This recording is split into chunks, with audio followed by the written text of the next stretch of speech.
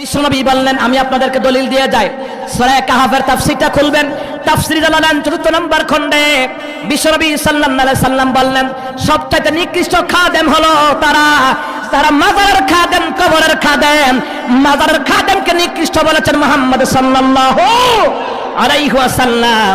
হে হলো এক নম্বর নিকৃষ্ট। রাসূলের হাদিসের পরিভাষা তাফসীর জালালাইন ৪র্থ নম্বর খণ্ডে সূরা কাহফের তাফসীর।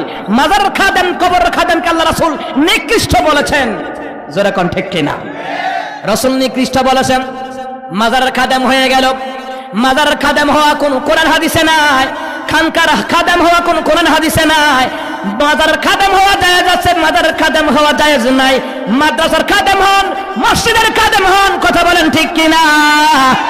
মসজিদের খাদেম হলে, মাদ্রাসার খাদেম হলে, কোরআনের খাদেম হলে কিয়ামতের ময়দানে এই কোরআন, মসজিদ, মাদ্রাসা আল্লাহর দরবারে আপনার জন্য মাওলার কাছে সাক্ষী হয়ে যাবে। জোরে কোন সুবহানাল্লাহ।